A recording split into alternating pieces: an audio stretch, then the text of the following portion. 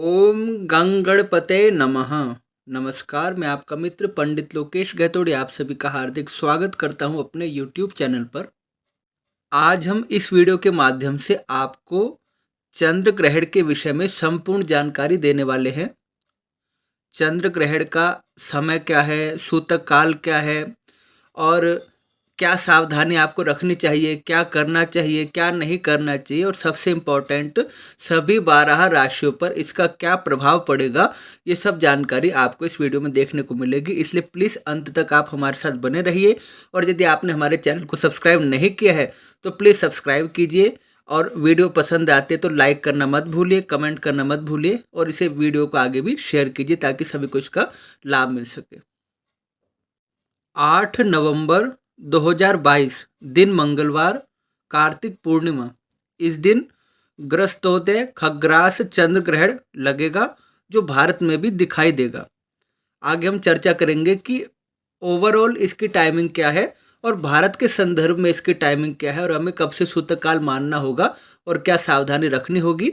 सबसे पहले हम जानते हैं कि वैश्विक स्तर पर इस ग्रहण का क्या प्रभाव पड़ेगा और विशेष रूप से जो रोज की लाइफ है उस पर इस ग्रहण का क्या प्रभाव पड़ेगा। चंद्र ग्रहण कार्तिक मास में होने से समुद्र में चक्रवात अथवा तूफान आने की संभावना मानी जाती है। ग्रहण का वार मंगलवार होने से अग्नि से हानि होने की संभावना मानी जाती है। ग्रहण के समय चंद्र देवता मेष राशि में है, भरणी नक्षत्र में, और राहु से उनका संयोग बना हुआ है और सूर्य बुध शुक्र और केतु ग्रहों के साथ समसप्तक योग बना हुआ है। तो इसका प्रभाव ये होगा कि आवश्यक वस्तुओं के मूल्यों में वृद्धि होगी, कहीं वर्षा से हानि होगी, प्राकृतिक प्रकोप हो सकता है, रोग व्याधि बढ़ने की संभावना, देशों के मध्य युद्ध का उन्माद बढ़ेगा और अग्निकांड उपद्रव आदि बढ़ने की वैश्विक स्तर पर संभावना बनी रहेगी। और भरणी नक्षत्र में घटित होने से भी जो असामाजिक तत्व है समाज में उनको कहीं ना कहीं ये ग्रहण बल देने वाला है। किंतु यदि विशेष रूप से सावधानी रखी जाए और मंत्रों का जप किया जाए तो आप सभी अपने आप को इस ग्रहण से और इसके कुप्रभाव से सुरक्षित रख सकते हैं। आगे हम आपको बताएंगे कि सभी 12 राशियों पर इस ग्रहण का क्या प्रभाव पड़ने वाला है और उस ग्रहण के प्रभाव को कम करने के लिए आप सभी को क्या करना शुभ रहेगा। अब जानते हैं कि यह ग्रहण कहाँ कहाँ दिखाई देगा। यह खग्रास चंद्र ग्रहण दक्षिणी अमेरिका, उत्तरी अमेरिका, ऑस्ट्रेलिया, एशिया और प्रशांत महासागर में दिखाई देगा। इस ग्रहण का आरंभ अर्जेंटीना के पश्चिमी क्षेत्रों, चिली, बोलिविया, ब्राज़ील के पश्चिमी क्षेत्रों और उत्तरी अटलांटिक महासागर में दिखाई देगा, जबकि भारत और अफगानिस्तान, उज्बेकिस्तान, पूर्वी रूस में चंद्रोदय के समय इस ग्रहण की जो समाप्ति है वो दृश्य होगी। क्योंकि ये ग्रहण भारत में भी दिखाई देगा इसलिए इस ग्रहण का प्रभाव भारत में भी माना जाएगा। आइए अब इस ग्रहण की टाइमिंग नोट करते हैं। सबसे पहले जानते हैं कि वैश्विक स्तर पर वर्ल्ड वाइड ये ग्रहण कब लगेगा और फिर हम भारत की टाइमिंग की चर्चा करेंगे। दोपहर 2:39 पर यह ग्रहण स्पर्श आरंभ होगा और 3:46 पर खग्रास आरंभ होगा। 4:29 पर परम ग्रास होगा। 5:12 पर खग्रास समाप्त होगा और शाम को 6:19 पर ग्रहण का मोक्ष होगा।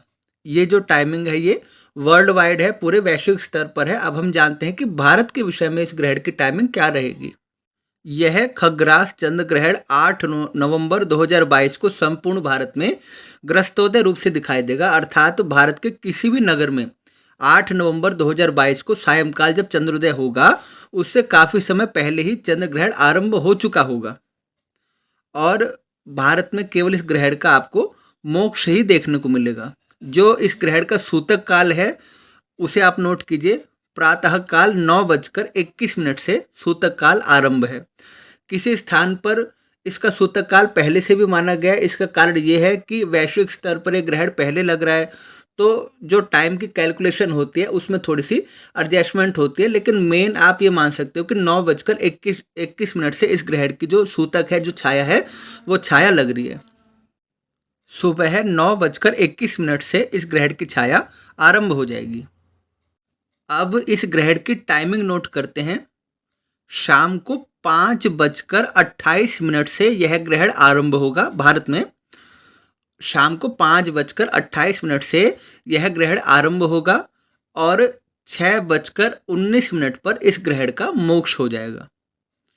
भारत में क्योंकि जब चंद्रोदय होगा तभी से ग्रहण का जो पर्व काल है वो माना जाएगा, और जैसे ही ग्रहण का मोक्ष हो जाएगा उसके पश्चात इस ग्रहण का जो प्रभाव है वो समाप्त हो जाएगा।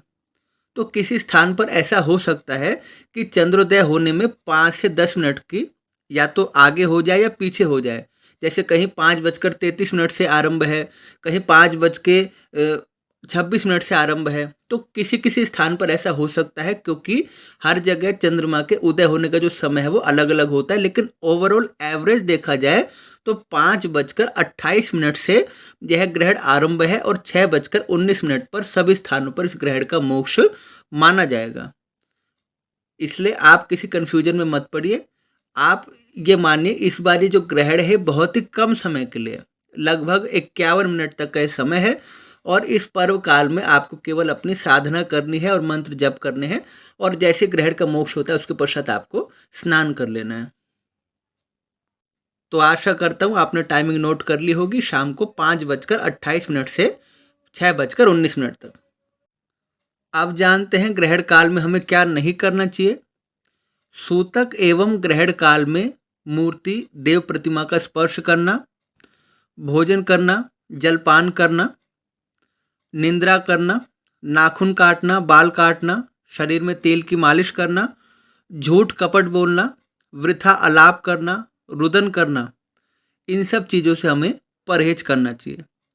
और जो बालक हैं, वृद्ध हैं, रोगी हैं अथवा असमर्थ हैं, वो बहुत ही क्रिटिकल सिचुएशन में दवाई या भोजन ले सकते हैं, उन्हें दोष नहीं है, क्योंकि उस समय उनकी जो शारीरिक अवस्था है वो इन सब नियमों के पालन करने की नहीं है।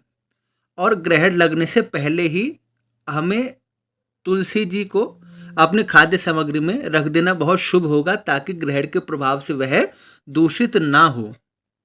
और क्या करना चाहिए, ग्रहण के सूतक एवं ग्रहण काल में स्नान करना, जप करना, पाठ करना, मंत्र जाप करना, मंत्र सिद्धि करना, ये सब बहुत शुभ रहेगा। अब स्नान तो आप वहाँ कर सकते हैं जब कोई तीर्थ में उस समय निवास कर रहा हो और गंगा जी के तट पर वास कर रहा हो, तो उस समय वो डुबकी लगा सकता है। लेकिन यदि आप घर में हैं तो उस समय आप केवल मंत्र जप कर सकते हैं और गुरु मंत्र का जाप कर सकते हैं, पाठ कर सकते हैं अपना। उस समय आपको भगवान के स्पर्श से बचना होगा, केवल दूर बैठ के आप पाठ कर सकते हैं, जप कर सकते हैं, और ग्रहण लगने के पश्चात आप स्नान ध्यान करके भगवान का स्मरण कर सकते हैं। उसके बाद अब आप सभी का इंतजार समाप्त हुआ। अब हम जानते हैं कि 12 राशियों पर इस ग्रहण का क्या प्रभाव होगा, और साथ ही साथ आपको उपाय भी बताए जाएंगे कि कैसे आप इस ग्रहण के अशुभ प्रभाव को समाप्त कर सकते हैं। इसलिए नोट कर लीजिए आप। सबसे पहले बात करते हैं पहली राशि मेष राशि की। क्योंकि यह ग्रहण मेष राशि में और भरणी नक्षत्र में ही घटित हो रहा है, इसलिए मेष राशि वालों के लिए ग्रहण शुभ नहीं माना जाएगा। स्वास्थ्य आपका प्रभावित हो सकता है, शरीर को कष्ट हो सकता है, मानसिक रूप से आप चिंता कर सकते हैं, मानसिक रूप से व्यथित हो सकते हैं, अपने कार्य क्षेत्र को लेकर, अपने कार्यों को लेकर आपके मन में चिंता हो सकती है। कुल मिला के उथल पुथल की सिचुएशन आपके लिए मैं मानता हूँ। जिस प्रकार समुद्र में तरंगे उठती रहती है ना बार बार, उसी प्रकार आपके मन में उथल पुथल की सिचुएशन अराइज हो सकती है इस ग्रहण से। तो आपको पूरी सावधानी बनाए रखनी होगी। आपको क्या उपाय करना है, आपको भगवान शिव जी की उपासना करनी है और शिव जी के निमित्त श्री रुद्राष्टक स्तोत्र का पाठ करना है। भगवान शिव की नित्य प्रति आपको उपासना करनी है, और भगवान शिव की उपासना से ही इस ग्रहण का कुप्रभाव आप शांत कर सकते हैं। अब दूसरी राशि वृषभ राशि की बात करते हैं। वृषभ राशि को भी धन की हानि, परेशानी, व्यर्थ की चिंता अथवा व्यर्थ का खर्च हो सकता है, या इस दौरान आपका खर्च आवश्यकता से अधिक बढ़ सकता है। तो आपका कहीं ना कहीं बजट प्रभावित हो सकता है। तो आपको भी पूरी सावधानी रखनी होगी कि अनावश्यक जगह पर आप खर्च ना करें और अनावश्यक चिंता से आप बचें। और आप भगवती माँ महालक्ष्मी जी की उपासना करें, श्री सूक्त का, कनकधारा स्त्रोत का पाठ करें, और देवी माँ भगवती महालक्ष्मी जी को उपहार आप समर्पित करें। अब बात करते हैं मिथुन राशि की। मिथुन राशि के लिए ग्रहण क्या प्रभाव लेकर आए हैं? तो मिथुन राशि के लिए ग्रहण शुभ है। आपको धन का लाभ होगा और कहीं ना कहीं से आपको फायदा ही मिलेगा और आपकी इनकम बढ़ेगी। और जो आपकी जो समस्या आ रही थी पैसों से रिलेटेड, या आपका बिजनेस नहीं चल रहा था, कारोबार में कुछ मुश्किलें थी, तो मुश्किलें दूर होगी, समाप्त होगी। और इसे और अधिक शुभ बनाना चाहते हैं तो आप श्री गणेश अथर्वशीर्ष का पाठ करें और भगवान श्री गणेश जी की उपासना करें। अब बात करते हैं कर्क राशि की। कर्क राशि के लिए ग्रहण कैसा रहेगा? कर्क राशि के लिए ग्रहण सामान्य रहेगा। एक और आपको रोग या कष्ट सता सकता है, चिंता हो सकती है और कार्य में संघर्ष अधिक हो सकता है। दूसरी ओर देखा जाए तो कोई ऐसी प्रॉब्लम थी आपकी जो पहले से चली आ रही थी या जिसके लिए आप ज़्यादा परेशान रहते थे, वो प्रॉब्लम भी सॉल्व हो जाएगी। तो आपको क्या करना है, प्रतिदिन आपको भगवान शिव जी के दर्शन करने मंदिर में जाना है और दूध से शिवलिंग को आपको स्नान कराना है। अब बात करते हैं सिंह राशि की कि सिंह राशि के लिए ग्रहण कैसा रहेगा? तो सिंह राशि के लिए भी ग्रहण शुभ नहीं माना गया है। सिंह राशि को भी संतान की चिंता बनी रहेगी और पेट में कोई समस्या आपके अराइज हो सकती है। भाग्य का इतना साथ आपको नहीं मिलेगा जितना साथ आपको मिल रहा था। तो आपको भी क्या करना है कि सूर्य भगवान का स्मरण करना, श्री सूर्याष्टक का पाठ करना, सूर्य भगवान को प्रतिदिन अर्घ्य देना आपके लिए बहुत ही शुभ रहेगा। अब कन्या राशि की बात करते हैं तो कन्या राशि को भी बहुत सावधानी रखनी होगी। चोट लग सकती है, दुर्घटना हो सकती है, भय हो सकता है, तो इसके लिए आपको पूरी सावधानी बनाकर चलनी होगी और अपने इष्ट देव का आपको स्मरण करना होगा। आपके लिए क्या शुभ रहेगा? आप प्रतिदिन भगवान श्री रामचंद्र जी की उपासना करें, श्री राम रक्षा स्तोत्र का जप करें अथवा श्रवण करें और भगवान श्री राम जी की शरण में बने रहे। आपका कुछ बाल विवाह का नहीं हो सकता। अब तुला राशि की बात करते हैं। तुला राशि के लिए ग्रहण क्या प्रभाव देगा? तुला राशि को जीवन साथी के लिए कष्ट दिखाई दे रहे हैं। आपके जीवन साथी का स्वास्थ्य प्रभावित हो सकता है और उन्हें कष्ट हो सकता है। आप कहीं ना कहीं मानसिक रूप से व्यथित हो सकते हैं। तो अपने जीवन साथी की भावनाओं का सम्मान करना, जीवन साथी के स्वास्थ्य का ध्यान रखना और जीवन साथी पर फोकस करना आपके लिए सबसे ज़्यादा इम्पॉर्टेंट माना गया है। आपको क्या करना है? आप भगवती माँ दुर्गा जी की प्रसन्नता के लिए देवी आराधना करें और बहुत ही शुभ होगा अगर आप श्री सप्तशती जी का पाठ करवाएं। अब बात करते हैं वृश्चिक राशि की कि वृश्चिक राशि के लिए ग्रहण क्या प्रभाव लेकर आएगा। रोग बढ़ सकता है, चिंताएं हो सकती है, कार्य में विलंब हो सकता है, मानसिक परेशानी आपको घेर सकते हैं। तो कुल मिला के वृश्चिक राशि के लिए भी ग्रहण इतना शुभ नहीं माना गया है। आप हनुमान जी के दर्शन करने मंदिर में जाएं और हनुमान जी को लड्डू का भोग अर्पित करें। अब बात करते हैं धनु राशि की कि धनु राशि के लिए ग्रहण क्या प्रभाव लेकर आएगा। अपनी संतान का ध्यान रखें, खर्च अधिक हो सकता है, भागदौड़ अधिक हो सकती है इस दौरान, तो आपको मानसिक अशांत होने से बचना है। आप बृहस्पतिवार को केले के वृक्ष पर आपको हल्दी मिला हुआ जल अर्पित करना बहुत शुभ रहेगा और देवगुरु बृहस्पति जी की आराधना करना और भगवान विष्णु जी के मंत्र का स्मरण करना आपके लिए बहुत ही शुभ रहेगा। अब बात करते हैं मकर राशि की। मकर राशि को ग्रहण का प्रभाव मिला जुला रहेगा। एक और आपको कार्य में सिद्धि मिलेगी, धन का लाभ होगा, फायदा मिलेगा। दूसरी ओर घर में थोड़ा सा अशांति रह सकती है, विवाद हो सकता है। तो आपको सामंजस्य बनाकर चलना होगा और प्रत्येक सदस्य की आपको बात सुननी चाहिए, समझनी चाहिए। इस दौरान बिल्कुल सामंजस्य बनाकर चलना चाहिए। और आपको क्या करना है, आप प्रत्येक शनिवार को शनि मंदिर में जाइए और शनि प्रतिमा के समक्ष आप सरसों के तेल का दीपक प्रज्वलित करें। अब बात करते हैं कुंभ राशि की। कुंभ राशि के लिए ग्रहण शुभ है। पुरुषार्थ में वृद्धि, साहस में वृद्धि, उत्साह बढ़ा रहना और अंदरूनी एक उमंग का होना, ये आपके लिए होगा। और आपके लिए उपाय यही है, किसी ज़रूरतमंद की आप सहायता करें और काले रंग का कोई कंबल है या कोई खाद्य सामग्री है, आप उनको किसी ज़रूरतमंद को आप अवश्य दें। और मीन राशि की बात करते हैं। मीन राशि के लिए भी ग्रहण इतना शुभ नहीं है। उनके लिए भी खर्च अधिक, अनावश्यक यात्राएं, धन की हानि और कहीं ना कहीं से वाणी पर आपको नियंत्रण बनाए रखना होगा। वाणी के कारण आपकी समस्या हो सकती है, तो वाणी पर आपको नियंत्रण बनाए रखना होगा।